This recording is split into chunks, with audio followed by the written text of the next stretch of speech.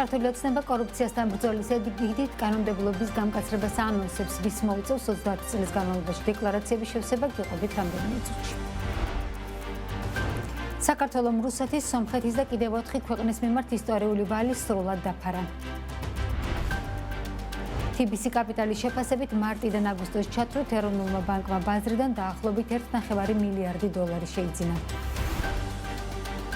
საქართველოს ჯანდაცვის ჯგუფმა 350 მილიონი ლარის ობლიგაციები განათავსა და 70 მილიონის ფასიანი ქაღალდების საპენსიო ფონდმა შეიძინა.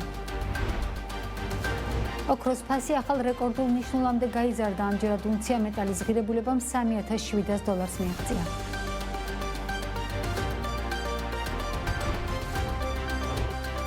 მოგესალმებით, ეს BMG რეგიონის წამყვანი ბიზნეს მედია სააგენტო საქმე ნაბებს BMG-ს გუნდთან ერთად ნინო ტაბატაძე წარმოგიდგენთ. საქართველოს, რუსეთის, სომხეთისა და კიდევ 4 ქვეყნის მიმართ ისტორიული ვალი სრულად დაფარა. ვალის ბოლო ტრანშები 2025 წლის სექტემბერში განხორციელდა.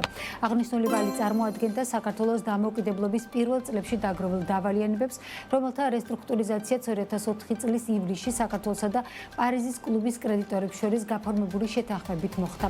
აღნიშნული თანხები მოიცავდა $160 მილიონი პრობლემურ კრედიტებს, ასევე 1999 წლიდან 2004 წლის მაისამდე აღებული ვალების პროცენტებს და იმ ვალებს, რომელთა დაფარვაც 2004-2006 წლებში უნდა დასრულებულიყო.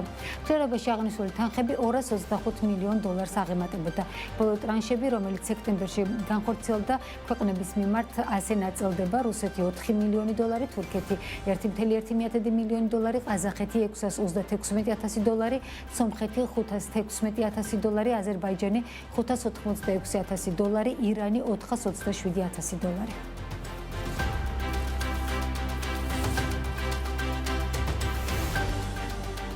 ქართული ოცნება კორუფციასთან ბრძოლის ეგიდით კანონმდებლობის გამკაცრებას აანონსებს. ახალი საკანონმდებლო ინიციატივით სამოხელეო დანაშაულში მხილებულ საჯარო მოხელეებს, პოლიტიკოსებს, სიპებში, აიპებსა და სახელმწიფო საწარმოებში დასაქმებულ პირებს ქონებრივი მდგომარეობის დეკლარაციების შევსების ვალდებულება 30 წლის განმავლობაში ეკრიბათ. ეს ვალდებულება მას შემდეგ წარმოიშობა, თუ პირის მიმართ სამოხელეო ან ფინანსური დანაშაულის ჩადენისთვის გამამტყუნებელი განაჩენი შევა ძალაში. პარლამენტში გამართულ ბრიფინგზე დღეს საპარლამენტო ფრაქცია ქართული ოცნების თავმჯდომარე თქვა, რომ ცვლილებები პირდაპირ სიგნალია იმ ადამიანებისთვის, რომლებიც კორუფციულ გარიგებებში ჩართულობით სავარაუდოდ სარგებლის მიღებაზე, შემდეგ შემოსავლის ლეგალიზებაზე და გრძელვადიან ამ პერიოდში პირადი ინტერესების დაკმაყოფილებაზე არიან ორიენტირებულნი. ანტიკორუფციული ბიუროსთვის ქონებრივი მდგომარეობის დეკლარაციის ყოველწლიურად 30 წლის განმავლობაში წარდგენის ვალდებულება ექნებათ საჯარო მოხელეებს, პოლიტიკური თანამდებობის პირებს, აიპებში, სიპებში და სახელმწიფო საწარმოებში დასაქმებულ პირებს. ეს ცვლილებები პირდაპირ სიგნალია იმ ადამიანებისთვის, რომლებიც კორუფციულ გარიგებაში ჩართულობით, სავარაუდო სარგებლის მიღებაზე, შემდეგ შემოსავლის ლეგალიზებაზე და გრძელვადიან პერიოდში პირადი ინტერესების დაკმაყოფილებაზე არიან ორიენტირებული. ცვლილებების ამოქმედების შემდეგ კონკრეტული სამოხელეო დანაშაულში მხილებული ადამიანების ქონებრივი მდგომარეობის აქტიური დაკვირვება და მონიტორინგი 30 წლის განმავლობაში გახდება შესაძლებელი. რაც ფაქტობრივად მათი მხრიდან მითვისებული ქონების ლეგალიზებასა და პირადი ინტერესებით გამოყენებას სასჯელის მოხდის შემდეგაც გამორიცხავს. ახლა კი სხვა თემებიც იმ ფონზე, როდესაც მთავრობა შესყიდვების სააგენტოს თეთრი სიის პრივილეგიების გაუქმებას გეგმავს, ბიზნესის პოზიცია, რომ ტენდერებში ფასთა ინდექსაციის როგორც სავალდებულო მექანიზმის შემოღება მოხდეს. მშენებლები ამბობენ, რომ ცვალებადი ფასების პირობებში კონტრაქტორი კომპანიები ფინანსურ ზარალს იღებენ, შედეგად ხშირად პროექტები ვერ სრულდება. საკითხზე ბიზნესმა გუშინ ირაკლი კობახიძისა და რევაზ სოხაძესთან იმ შეხვედრაზე ისაუბრა, სადაც კომპანიებს თეთრი სიის გაუქმების ინიციატივა გააცნეს. რა გამოწვევები აქვს ინფრასტრუქტურის მშენებელ კომპანიებს სახელმწიფო შესყიდვებით აღებული ვალდებულებების შესრულებისთვის და რა დათქმები მიიღო კერძო სექტორმა? ანუკა ჯუხაძე გაიცნო ამ შეფასებებს და მის სიუჟეტში გაგვიზიარებს. ბიზნესის სახელმწიფო ტენდერების ფასწარმოქმნაში არსებულ ხარვეზებზე კიდევ ერთხელ ალაპარაკდა. კერძო სექტორში ამბობენ, რომ ხარჯები იზრდება, თუმცა დამკვეთებისგან ტენდერებში შეთავაზებული ბიუჯეტი უცვლელია. არადა მათი თქმით გაძვირდა სამშენებლო მასალაც და გაიზარდა მუშახელის ანაზღაურებაც. საკითხზე ბიზნესმა გუშინ გამართულ შეხვედრაზე ინფრასტრუქტურის მინისტრთანაც იმსჯელა. ვიყენებთ ძალიან ძველ ფასებს, რომლებიც დღეისათვის მიღებული არ არის და შესაბამისად ამ მიმართულებით მიმდინარეობს მუშაობა, რომელიც შემდგომში შეიცვლება და წლის ბოლომდე დაიხოცება. ის ფასწარმოქმნის პრინციპი, როგორც ეხა ხორციელდება, ის არ არის ადეკვატური და არ განსაზღვრავს სამბაზრო ფასს. ასევე ამ ნაწილშიც ჩვენგან ინიციირებული იყო გარკვეული ინიციატივა, თუ როგორ უნდა მოხდეს საბაზრო ფასის განსაზღვრა, რეალურად საბაზრო ფასს განსაზღვრავს ბაზარი. თუმცა საწყისი საწყისი პროექტების ბიუჯეტირებისას მნიშვნელოვანია, რომ მიახლოებითი წარმოდგენა ჰქონდეს შემწყიდველს მისი სატენდერო ფასი რა უნდა იყოს. ინფრასტრუქტურის მშენებლები ბოლო თვეები აქტიურად საუბრობენ პრობლემის სიმწვავეზე, რომლის მიზეზიც პროექტის ხარჯთაღრიცხვის შედგენასა და ტენდერის გამოცხადებას შორის არსებული ვადაა. რა დროშიც ბაზარზე ფასები ხშირად იცვლება და ბიზნეს პროექტების შესრულება გამოცხადებული ბიუჯეტის ფარგლებში უჭირს. შესაბამისად, ბევრი კომპანია ასეთ ტენდერში მონაწილეობას თავს არიდებს. ინფრასტრუქტურის მინისტრი ამბობს, რომ ამ კუთხით ხარვეზები არსებობს, თუმცა ხდება პირიქითაც.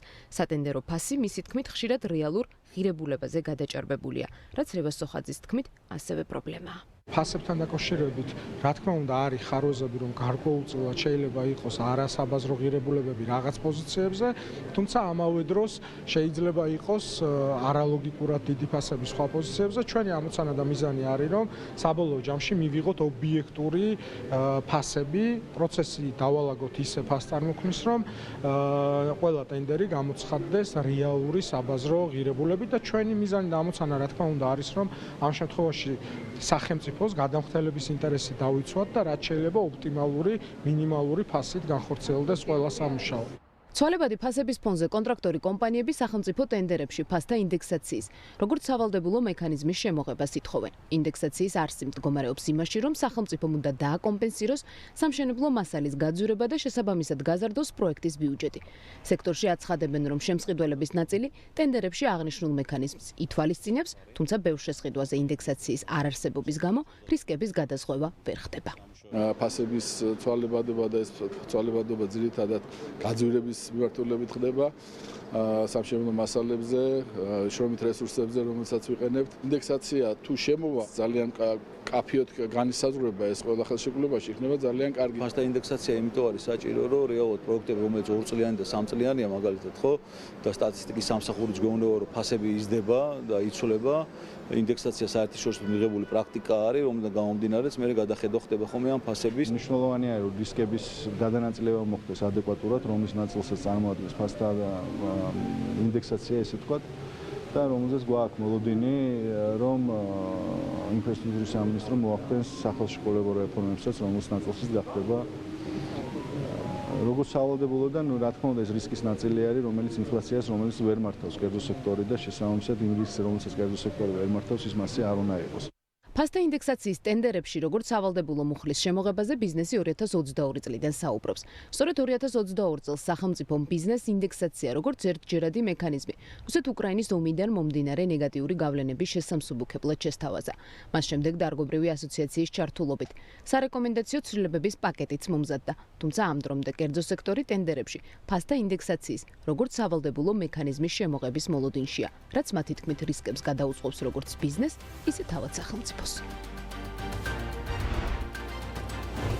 საქართველოს ჯანდაცვის ჯგუფმა 350 მილიონი ლარის ობლიგაციები გამოუშვა. ხუთწლიან ლარში დენომინირებულ ობლიგაციებში ინვესტირება განახორციელეს საერთაშორისო საფინანსო კორპორაციამ, აზიის ინფრასტრუქტურის საინვესტიციო ბანკმა, ადგილობრივმა ბანკებმა და საქართველოს საპენსიო ფონდმა.